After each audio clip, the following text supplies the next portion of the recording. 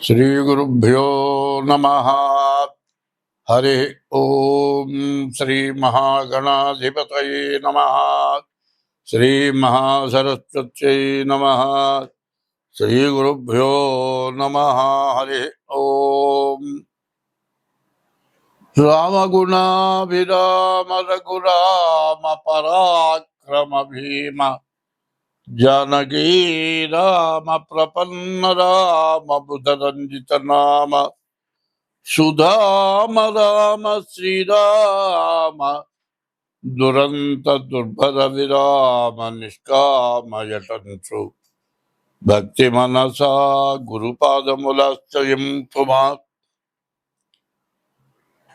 मुदमुन पारिजात तरुमूलमुనందు అతి సూక్ష్మ రూపుడై హృది రఘువీరునామమును ఎప్పుడు చెప్పిను రామ భక్తులం వదలక బ్రోచుచుండవు ఘనువాయుతనూజుని దీతిరాజు నీయదను దళనోటి భక్తి కుమతి గురుపాదములాశ్రయం పుమా.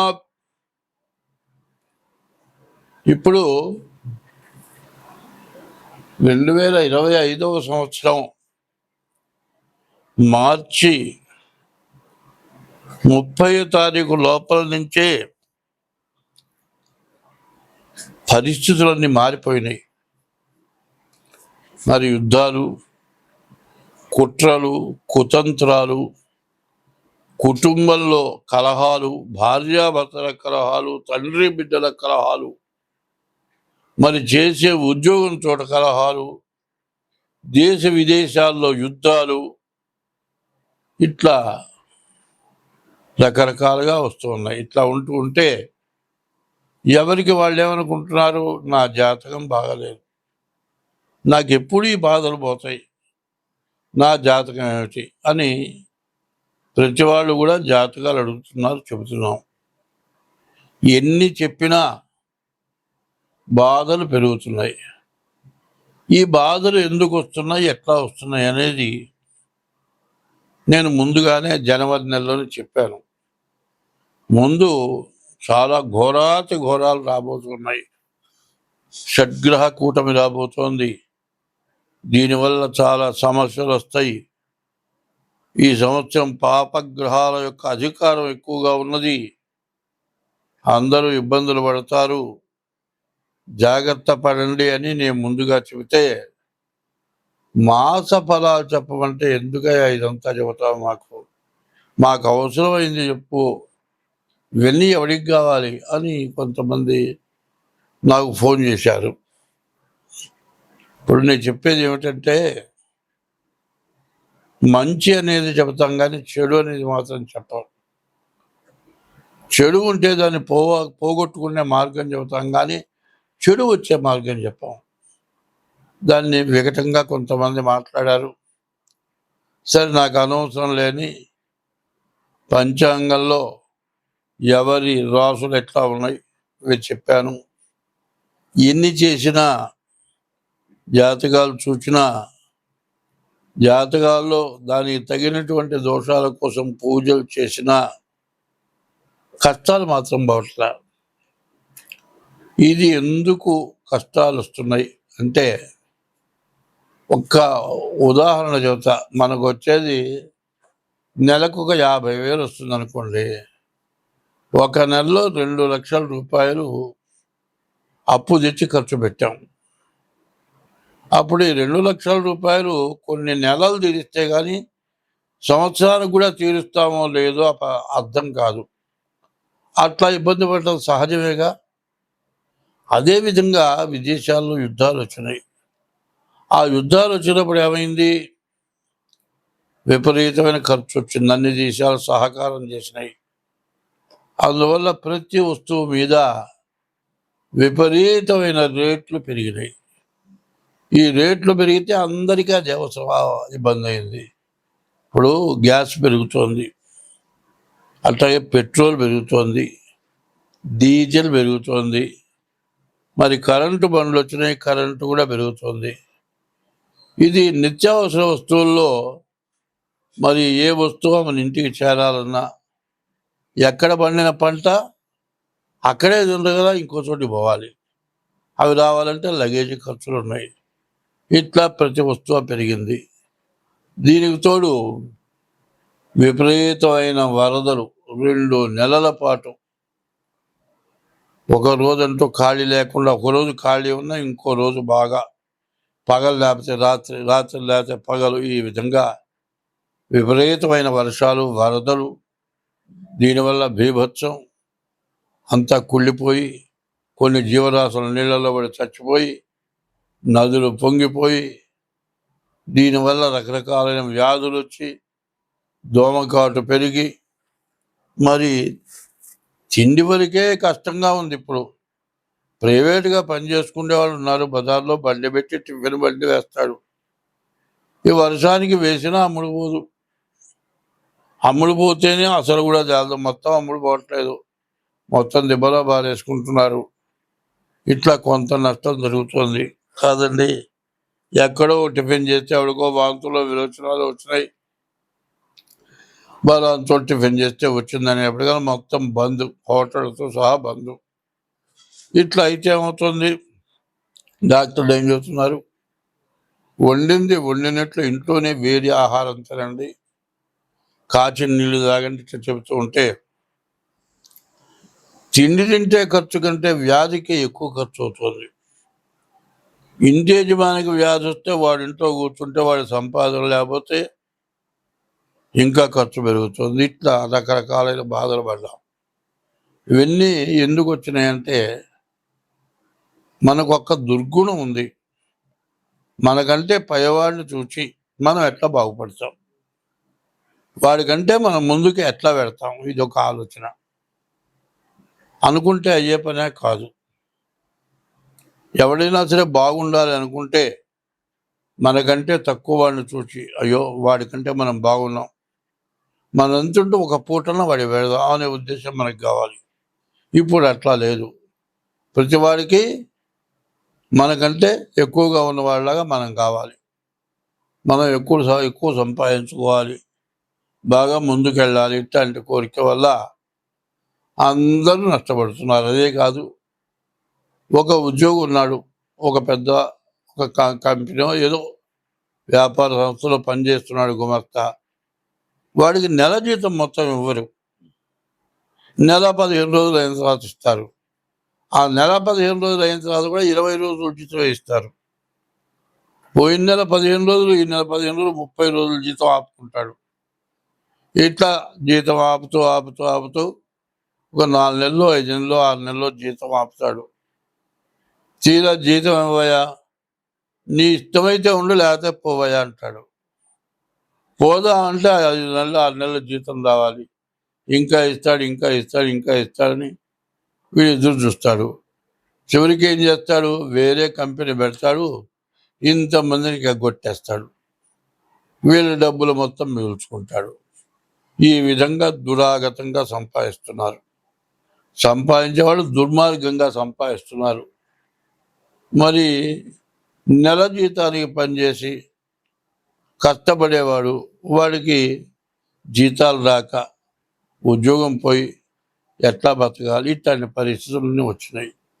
ఇవన్నీ పాపం కాదా? మనకంటే చిన్నవాడు, వాడికి వచ్చే జీతం నెల చాలదు, వాడి జీతం అగ్గొడితే వాడు ఏం చేయలేరు, వాడి ఉద్యోగం పోయింది, మళ్ళీ ఉద్యోగం ఎత్తుకు ఉండేప్పుడు నెల 2 నెలలు పడుతుంది, వాడు ఏడుపు కొడుతుంది, వాడి పిల్లల ఏడుపు కొడుతుంది. మరి అంతా కూడా నువ్వేమన్నా బాగుపడతావో బాగుపడవు. ఇట్లాంటి పాపం అందరికీ చుట్టుకుంది. మరి ప్రతి చోట ఇదే సమస్య, ఎవరికి వాళ్ళకి స్వార్థం. ఈ స్వార్థం ఇట్లా పెరిగి పెరిగి బంగారం కొనాలి, ప్రతివాడు బంగారం కొంటున్నారు, బంగారం విపరీతంగా పెరిగింది.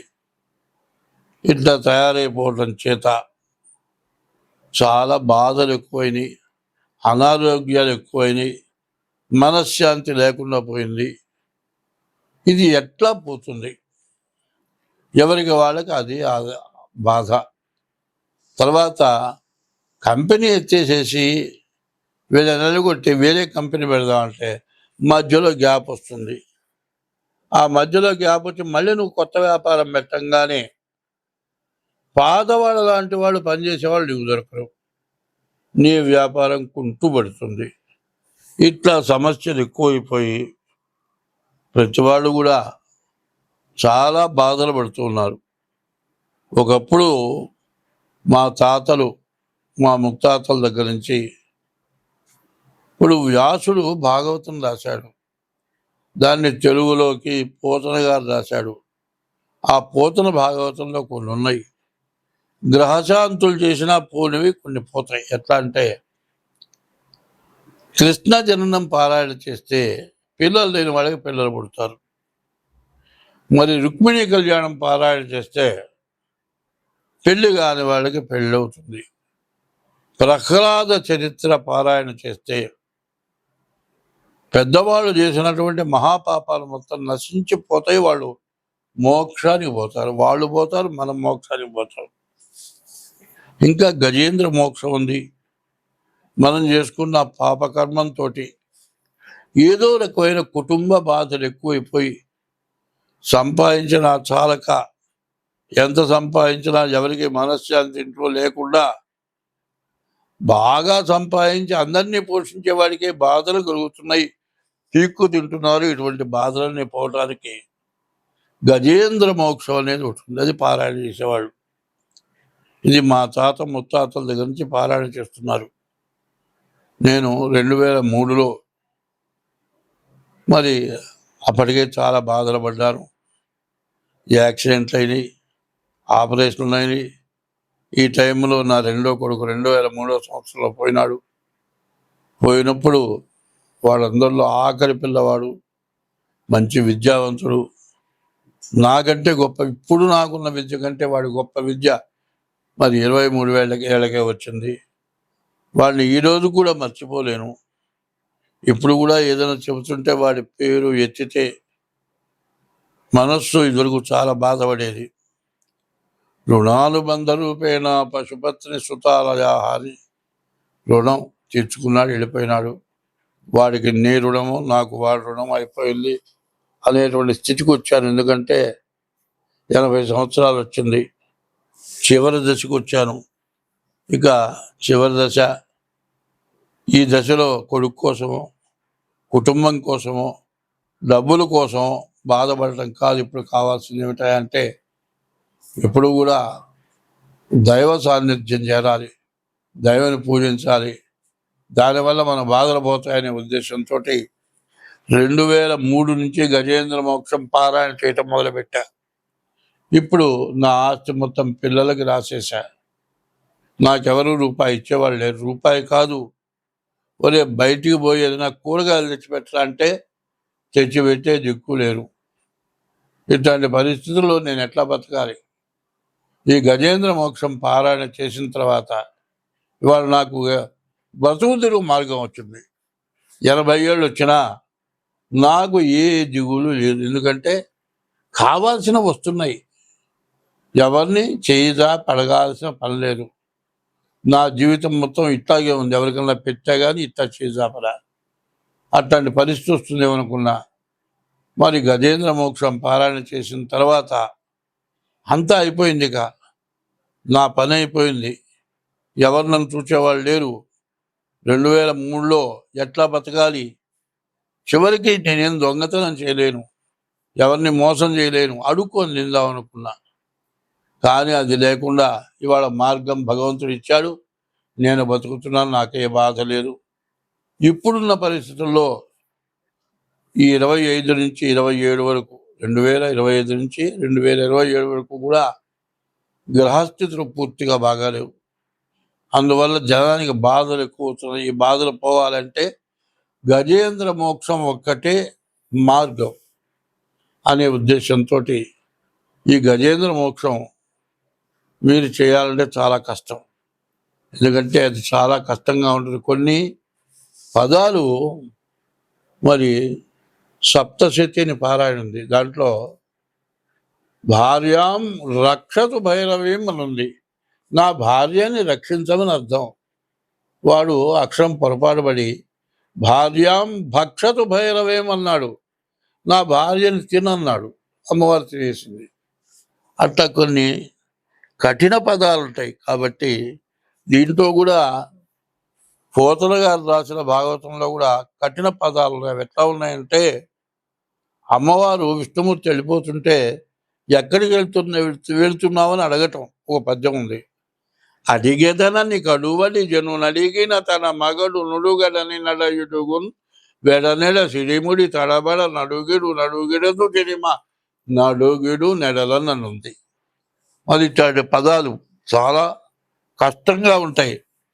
కాబట్టి ఇవి అందరి వల్ల కాదు. మీకు కావాలంటే ఈ గజేంద్ర మోక్షం పారాయణ చేసుకుంటే మీకు ఏ బాధలు ఉన్నా కూడా పోతాయి. 40 రోజులు లేకపోతే 21 రోజులు లేకపోతే 11 రోజులు చేయించుకోవడం మంచిది. దీనికి తగినంత ద్రవ్యాన్ని ఇచ్చి చేయించుకుంటే మీకు ఎప్పుడు ఫలితం వస్తుంది. గుళ్ళోకి పోయినప్పుడు కనీసం కానుకో, కొబ్బరికాయో, పండ్లో ఏవో తీసుకెళ్తాం. అట్లాగే అటువంటి పారాయణకు కూడా కొంత ఇచ్చి చేసుకోవాల్సిన అవసరం ఉంటుంది. అట్లా చేసుకుంటే మీకు అందరికీ బాగుంటుంది. ఇది ఈ గజేంద్ర మోక్షం 60 పద్యాలు చాలా కష్టమైనవి, అందరూ చేయలేరు. మొత్తం నేను చెప్పినా కూడా అందరికీ కూడా వినటానికి విసుగ్గా ఉంటుంది. కాబట్టి చాలా వరకు కుదించి ముఖ్యమైనవి, అర్థం వచ్చేవి, అది ఏమిటి విశేషం కథ తెలిసే పద్యాల వరకు చెబుతాను. గజేంద్ర మోక్షం చెప్పుకుందాం. అందులో ఈ కార్తీక మాసం చాలా విశేషమైన రోజులు. ఈ రోజుల్లో ఒక 40 రోజులు గజేంద్ర మోక్షం పారాయణ చేయించుకుంటే అన్ని రకాల బాధలు పోతాయి, దేశంలో క్షోభ పోతుంది, మరి ఉద్యోగం పోయిన వాళ్ళకి ఉద్యోగం వస్తుంది, బతుకు తిరిగిన వాళ్ళు తెరువు లేని వాళ్ళకి బతుకు తిరిగి వస్తుంది, కలహాలు పూర్తిగా పోతాయి, శత్రుత్వాలు పోతాయి. మొదలు పెడుతున్నాను. శ్రీమన్నామ పయోదశ్యామ ధరాభృల్లలామ జగదభిరామ రామా జనకామ మహోద్ధామ గుణస్థో మధామ దశరథరామా అన్యాలోకన భీకరం రుచితా శానీక పానేకములు వన్యే బంబులు కొన్ని మత్తతనులై ప్రజా విహారాగతో ధన్యత్వంబుల భూరి భూధరధరి ద్వారంబులందుండి సౌజన్య క్రీడల నీరుగాలివడి ఘాసారావగాహార్థ ఈ ఏనుగు అడవిలో శాకాహారి ఏనుగు, మాంసాహారి కాదు.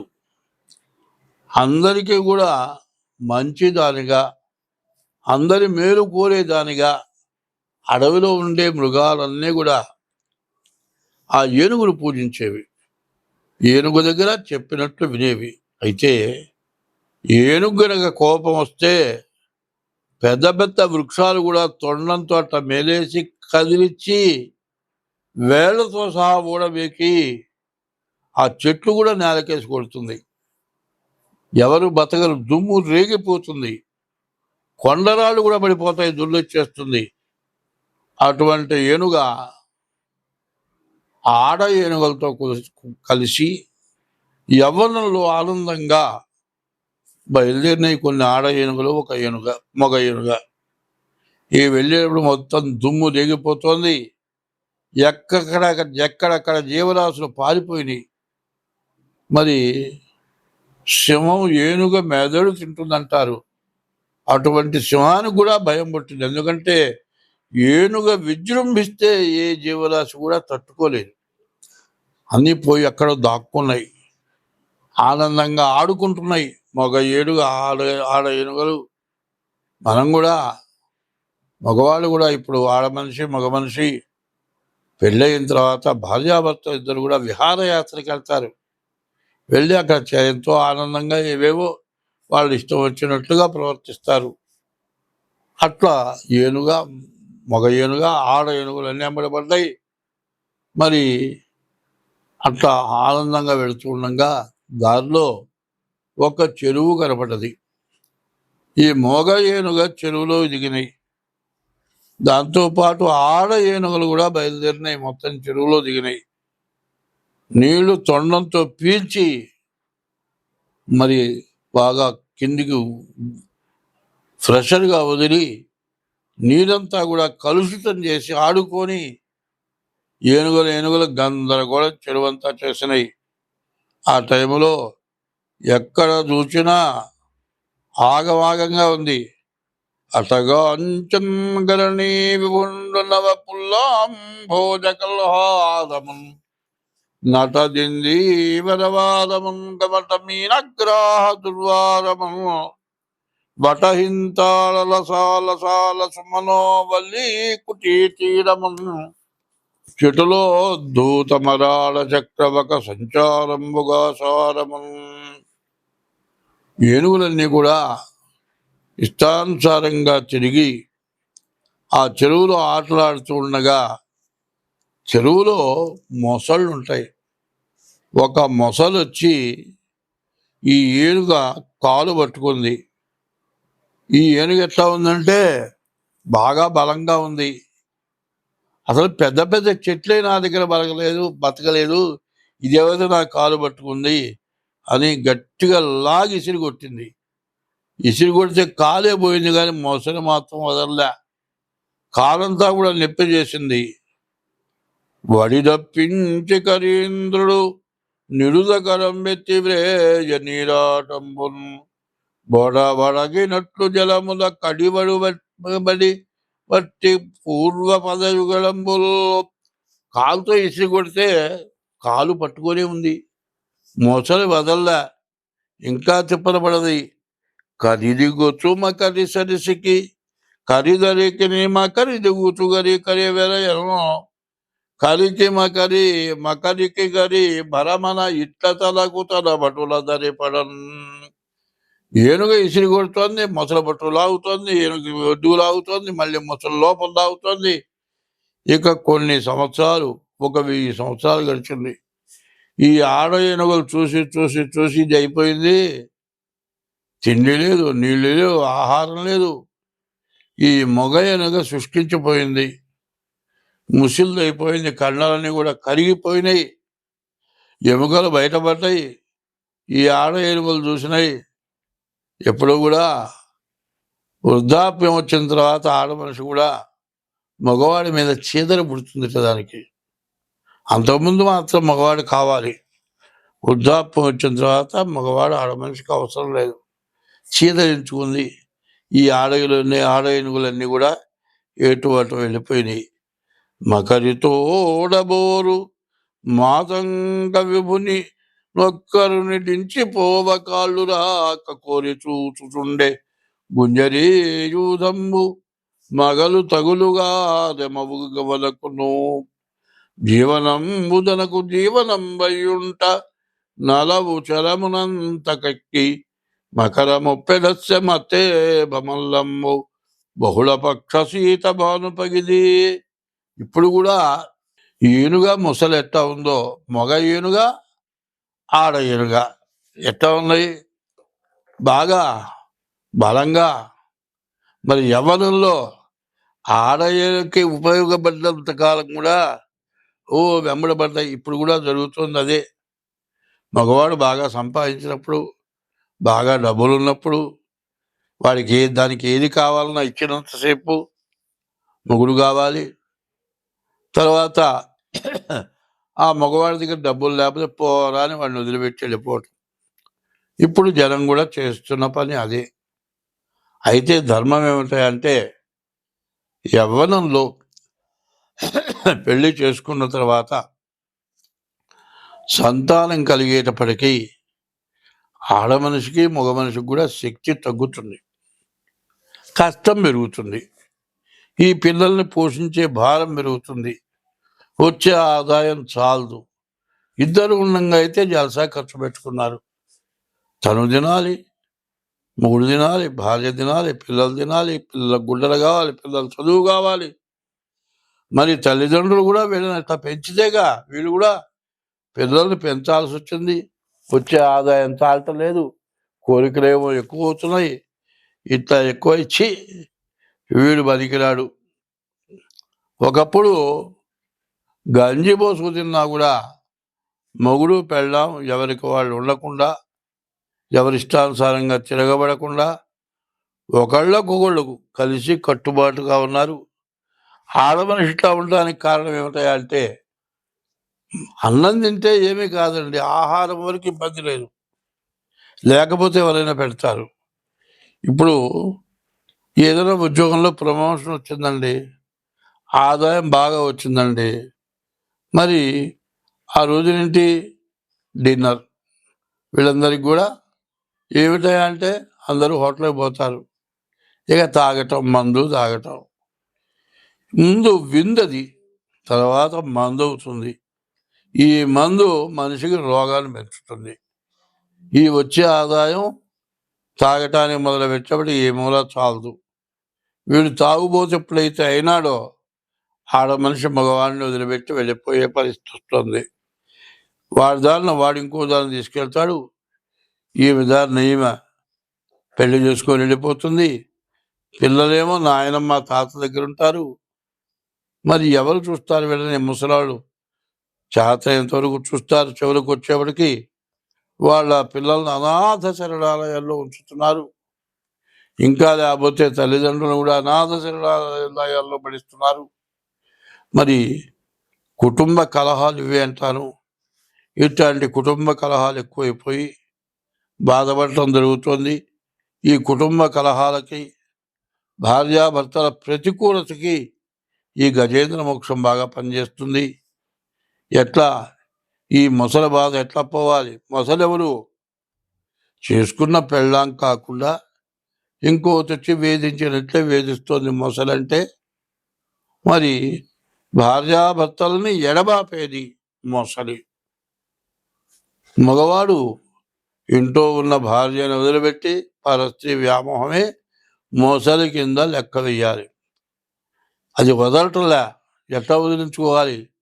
పాదద్వంద్వము నీలమోపి పవనున్ బంధించి పంచేంద్రియోన్మాదంబుం పరిమార్చి బుద్ధిలతకున్ మారాకు హత్తించి నిష్ఖేద బ్రహ్మ పదావలంబనరతన్ క్రీడించు యోగేంద్ర మర్యాదన్ నక్రమ విక్రమిను చగరి పాదాక్రాంత నిర్వక్రమయే.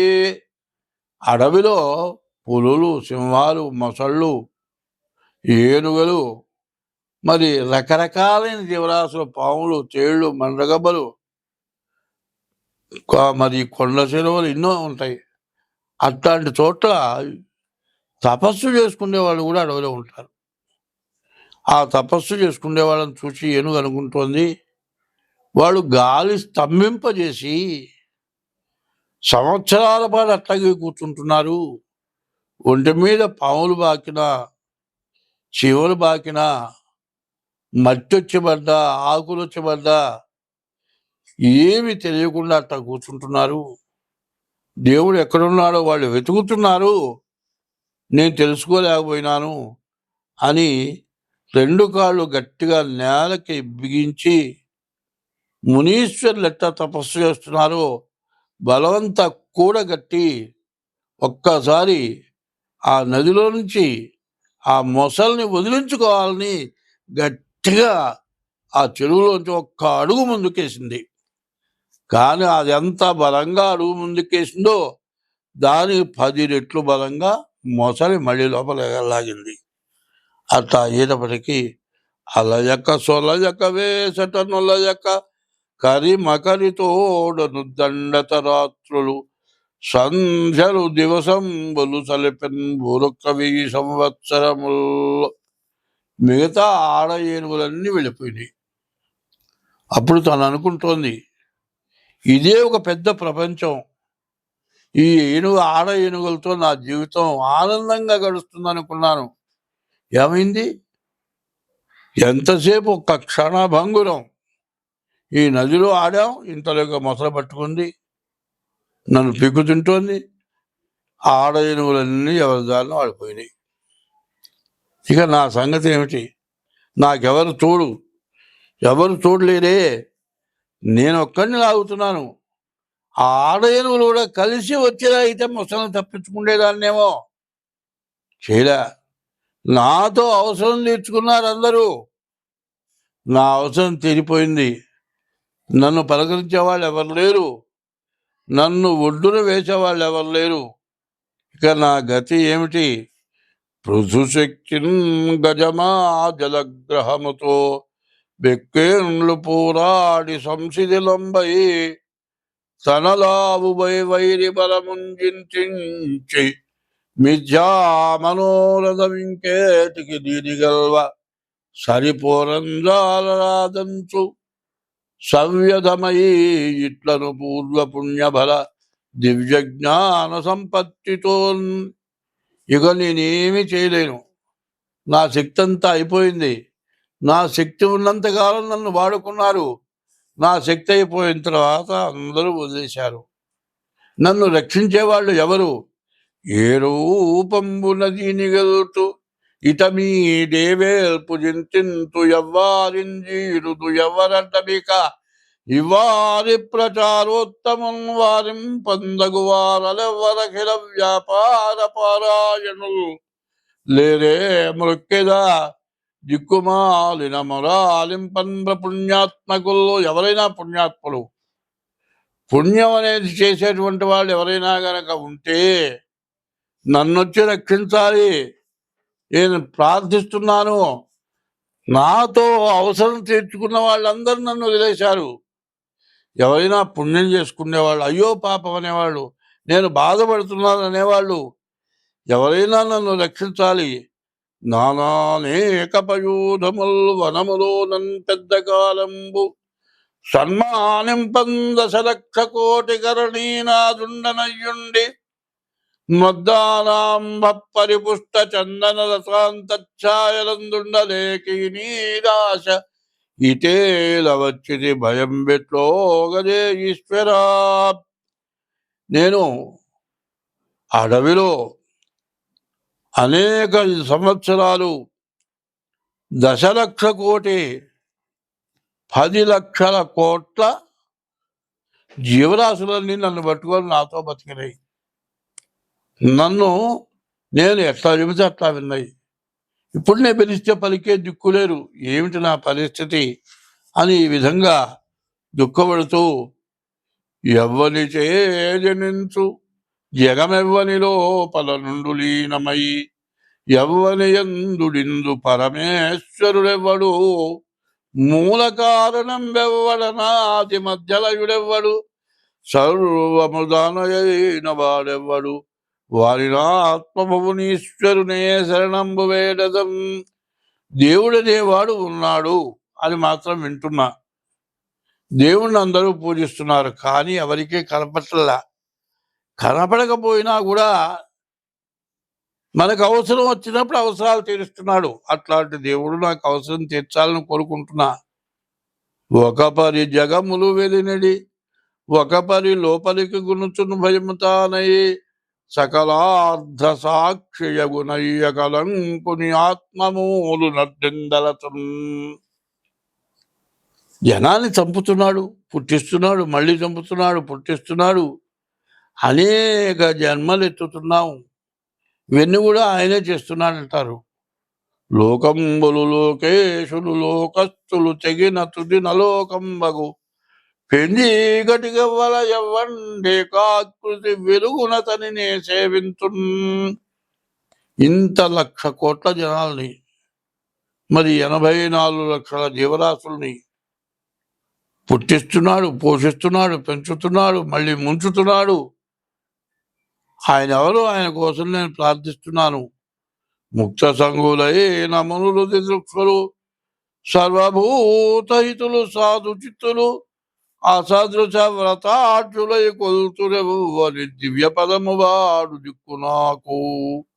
మునులైన వాళ్ళు, మంచివాళ్ళు అనేక మంది ఆయన్ని ప్రార్థిస్తే వాళ్ళకి ప్రత్యక్షమై వాళ్ళ కోరికలన్నీ కూడా తీర్చాట. ఆయన్ని నేను ఎన్ని ప్రార్థించినా అసలు పలకటం లేదు, లావుక్కింతయు లేదు. ధైర్యము విలోలంబయ్యే ప్రాణంబులను తావు తప్పెను మూర్ఛ వచ్చే తనువుండస్యన్ శ్రమం వయడిను నీవే తప్ప ఇతప్పరం బెరుగా మన్నింపందగుందీను నిన్ రావే ఈశ్వర కావవే వరదా సంరక్షింపు భద్రాత్మక. శరీరం మొత్తం సృష్టించిపోయింది, లావు తగ్గిపోయినా సన్నబడిపోయినా ఎట్టా ఉన్నాను? యవ్వనంలో మరి 5 ఏనుగుల లావు ఉన్నా. ఇప్పుడు ఎట్లా ఉన్నాను? పుట్టిన పిల్ల ఏనుగులాగా తయారైపోయినా. ఈ పరిస్థితులు ఏంటి? ఇట్లా ఉండడానికి కారణం ఏంటి? నా శరీరం అంతా కూడా శుష్కించిపోయింది, కండలు కరిగిపోయినాయి, ఎముకలు కూడా మరి ఎముకల్లో శక్తి కూడా తగ్గిపోయింది, ఎముకలు కూడా నొప్పులు వస్తున్నాయి, బతికే పరిస్థితి లేదు, మరి ఆయాసం వస్తోంది, గాలి పీల్చుకోలేకపోతున్నా, మాట రావటం లేదు, నిన్ను కేకేద్దామంటే నా వల్ల కావటం లేదు. ఆ మొసల్ని లాగే సంగతి ఎట్లా ఉంచు, మొసల్ని వదిలించుకునే పరిస్థితి ఎట్లా ఉంచు, నా ప్రాణం ఉంటుందో పోతుందో అనే పరిస్థితిలో ఉన్నాను. ఏమిటి నా పరిస్థితి? ఓ కమలాప్తయో వరదయో ప్రతిపక్ష వివక్ష దూర కుయ్యో కవియో వంద్య సుగుణోత్తమయో శరణాగతమరాన్మోకహయో మునీశ్వర మనోహర యో విపుల ప్రభావ రావే కరుణింపవే తలపవే శరణార్థిని నన్నుగావవే. నేను నిన్ను శరణు వేడుతున్నా, కానీ ఆ కోరిక నిన్ను వేరేటువంటి శక్తి కూడా అయిపోయింది. నోట్లోంచి మాట రావట్లే, గాలి పీల్చుకొని రాబోతున్నా. ఈ గాలి పోయిందంటే నా ప్రాణం పోతుంది. నా ప్రాణం పోయే లోపల నువ్వు వస్తావా? నన్ను రక్షిస్తావా? నన్ను బతికిస్తావా? నేను బతకడమా? నన్ను చంపుతావా? ఏం చేస్తావయ్యా అని అనేక విధాల ఏనుగు ప్రార్థించింది. అప్పుడు అలవైకుంఠపురంబులో నగరిలో నా మూల సౌధంబుదాపద మందారవనాంతరామృత సరప్రాంతేందుకాంతోపలోత్పల పర్యంకరమా వినోదియగుణాపన్న ప్రసన్నుండు విక్వల నాగేంద్రమో పాహి పాహియన కుయ్యాళి నూటి సంరంభిజయి. కింద పడిపోయే పరిస్థితి వచ్చిన తర్వాత మరి ఆయన ఆ శ్రీ మహావిష్ణువు వైకుంఠపురంలో వనంలో లక్ష్మీదేవి శ్రీ మహావిష్ణువు ఆడుకుంటున్నట్ట కటికలు లేచాడు, పరిగెత్తున్నాడు. ఇట్ట పరిగెత్తుండగా అమ్మవారు ఏంటి ఇట్ట పరిగెత్తున్నాడు అని చూచింది. గబగబా వెళుతున్నాడు ఆయన. ఒంటి మీద గుడ్డ జారిపోతోంది, కాలికి అడ్డం పడుతోంది, బోర్ల పడబోతున్నాడు, మళ్ళీ గుడ్డ పైకి తీసుకుంటున్నాడు, పరిగెత్తుతున్నాడు. అసలు ఈ పరిగెత్తే లోపలే ఎక్కడ పడతాడో, ఏ కాలు ఇరుగుతుందో, ఏ చెయ్యి ఇరుగుతుందో, ఏమవుతుందో అని అంత భయంగా పరిగెత్తున్నాడు. అట్లా వెళుతూ ఉంటే ఆ అమ్మవారు చూసింది. ఏంది ఇట్లా వెళుతున్నాడు? అడిగేదననికడు వడిజను నలిగిన తన మగడు నుడుగడన నడయుడుకును వేడ నెల సిడిముడి తడబడ నడుగిడు నడుగిడదు జడిమ నడుగిడు నెడలను. అడుగుదామా? ఎక్కడికయ్యా, ఏమైందయ్యా చెప్పడు. ఈ మోగాళ్ళకి ఇది అలవాటు, వాళ్ళు అనుకున్నదే చేస్తారు, మనం చెప్పిన మాట వినరు.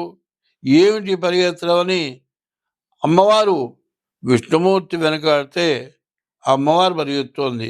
వెనకాడితే శంఖం, చక్రం, గద, పద్మం, కౌమోదికి ఇవన్నీ కూడా వరుసగా వెంబడబడి వెళుతూ ఉన్నారు. ఆయన సేవకులంతా వెళుతున్నారు. ఆకాశంలో 33 కోట్ల దేవతలంతా కూడా ఆ పరిగెత్తడం చూస్తున్నారు. అరుగో శ్రీ మహావిష్ణువు వాళ్ళ పరివారం అంతా వెళుతున్నారు. నారద మహాముని దగ్గర నుంచి వాళ్ళని స్మరించి ఎప్పుడు దర్శనంగా శ్రీ మహావిష్ణువు పరివారం అంతా కూడా దర్శనమిస్తున్నారు. మన జన్మ తరించిపోతోంది అని వాళ్ళంతా కూడా దండం పెట్టుకుంటున్నారట. అట్లా ఆ విధంగా పరిగెత్తుకుంటూ వెళుతూ ఉంటే అప్పుడు ఏమీ చెప్పటం లేదు, గబగా పరిగెత్తుకుంటూ వెళ్ళాడు. అట్లా వెళ్ళటంలోనే ఆ విష్ణుమూర్తికి బాగా కోపం వచ్చింది. ప్రాణం పోయే పరిస్థితిలో ఉంది. ఆ ఏనుగు భీమంబై తలదుంచి ప్రాణముల బాపెంజక్రమా శుక్రియము హేమక్ష్మాధర దేహము జహితవన్యేభేంద్ర సందోహమున్ గామక్రోధనగేహమున్ గరటి రక్తస్రావగాహంబు నిశ్చీమోత్సాహము వీతగాహము జయశ్రీమోహమున్ గ్రాహమున్. విష్ణుమూర్తి ఆ చక్రం వెలిగిచ్చాడు, గిర్రం తిప్పాడు, ఒక్కసారి వదిలాడు. ఆ చక్రం పోయి ఆ మొసలి తలకాయ ఖండించింది. ఆ బాధ పోయింది. ఆ విష్ణుమూర్తి ఆ ఏనుగుని చేయవేసి తాకంగానే పూర్వపు శక్తి వచ్చింది.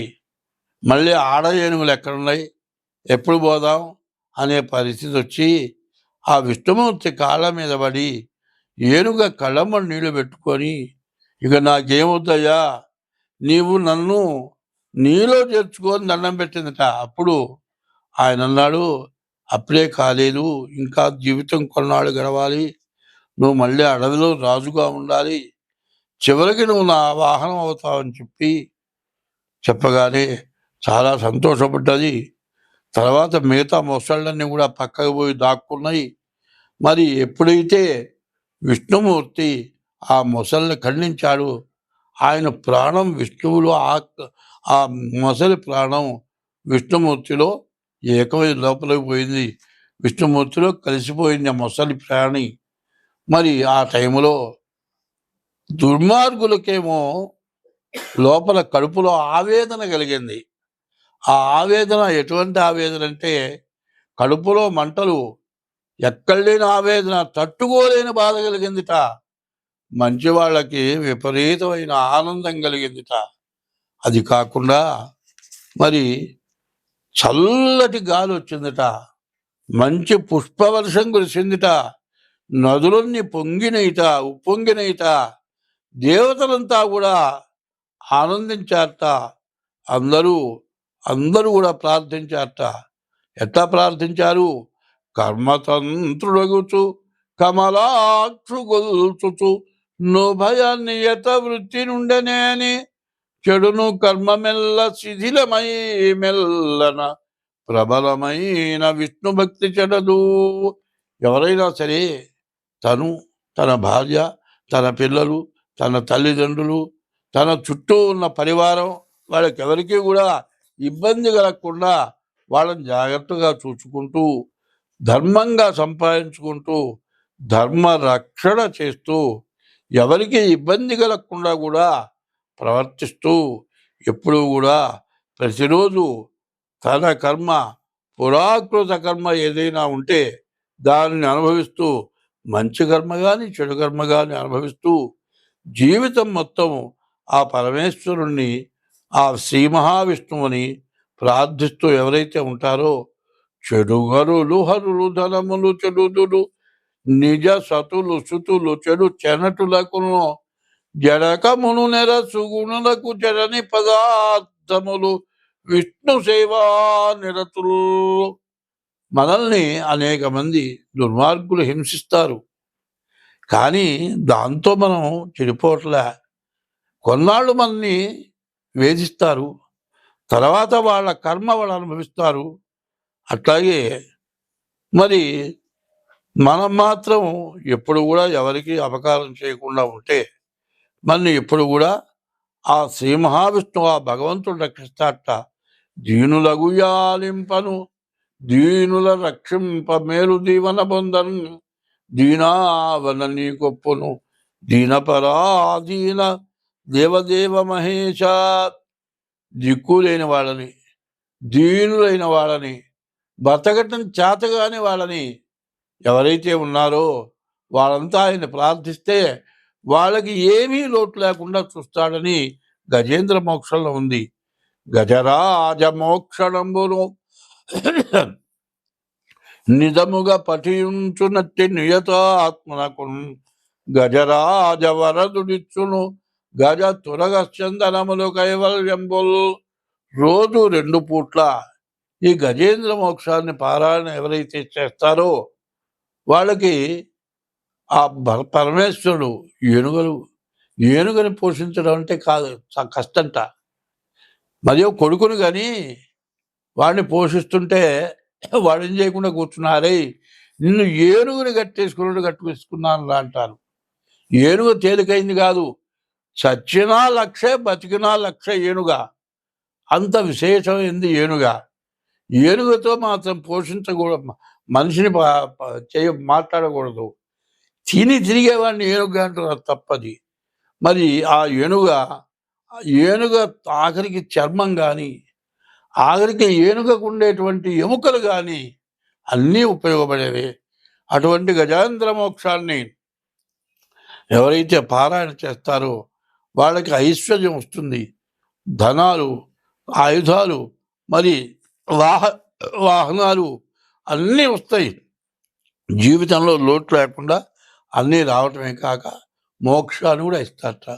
అయితే అటువంటి గజేంద్ర మోక్షం మొత్తం సుమారు 60 పద్యాల పైన ఉన్నాయి.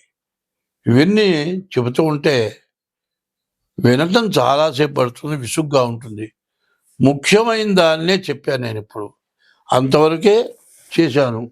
కానీ దీన్ని పూర్తిగా నమ్మకంగా వినండి, 1-4 సార్లు వినండి. ఇది ఎటువంటిదో తెలుసుకోండి, మీకు పారాయణ చేయించుకోండి, మీకు అన్ని విధాలా మంచిది. 2025వ సంవత్సరం అక్టోబర్ నెల 6వ రాశి కన్యారాశి. ఈ కన్యారాశికి గురువు మరి అక్టోబర్ 18 నుంచి మరి ద్వాదశంలోకి వచ్చాడు. మరి శనిమో సప్తమంలో ఉన్నాడు. మరి ఈ పరిస్థితి పూర్తిగా బాగాలేదు. ఈ కన్యారాశికి ద్వితీయంలో కూర్చున్నాడు. గురువు వక్రించినటువంటి గురువు చాలా నష్టాలు పెడతాడు. అతిచారం మీద కర్కాటకానికి వచ్చిన గురువు చాలా సమస్యలు తెచ్చిపెడతాడు. దీనితోడు అగ్నికి ఆద్యం పోసినట్లు శని సప్తమంలో ఉండటం, కుజుడు ద్వితీయంలో ఉండటం, ద్వాదశంలోకి గురువు రావటం, ఈ కన్యారాశి వాళ్ళ బాధలు చెప్పటానికి వీలు కాదండి. ఎట్లా ఉందంటే, ఒక బోన్లో ఉన్న ఎలుక వదిలేటప్పుడు పిల్లిని చూసి వదిలేట. ఆ పిల్లిని చూసి వదిలితే ఆ పిల్లి ఎలుక కోసం కాపేసింది. కటింగ్ తోక పట్టుకుంది, ఇసి నాలుగేసి కొట్టింది. ఓ మూలకి పరిగెత్తించింది, అటు పరిగెత్తిస్తుంది, పట్టుకుంటుంది, కింద వేసి కొడుతుంది. ప్రాణం లేదు, ప్రాణం పోదు. చావటమా బతకటమా, చిత్రహింస పెట్టి చంపుతుందిరా ఎలుకని పిల్లి. ఇట్లా ఉంది. పిల్లి నోట్లో పడ్డ ఎలుక సందంగా ఈ కన్యారాశి పరిస్థితి బాగాలేదు. గురువు వల్ల ఇబ్బంది, తర్వాత ఇటు వచ్చేవాడు కుజుడు వల్ల, శని వల్ల చెప్పరాని బాధలు. ఈ బాధల నుంచి బయటపడటం చాలా కష్టం. మరి ఏ రకమైన బాధలు వస్తాయో చెప్పడానికి వీలు కాని పరిస్థితి ఉంది. కాబట్టి ఈ రాశి వాళ్ళు ఎంత జాగ్రత్తగా ఉంటే అంత మంచిది. డేట్ ఆఫ్ బర్త్ ద్వారా జాతకం చూపించుకోవడం ఇంకా అవసరం. మరి మీ ఇష్టదైవాన్ని పూజించడం ఇంకా మంచిది. స్వస్తి.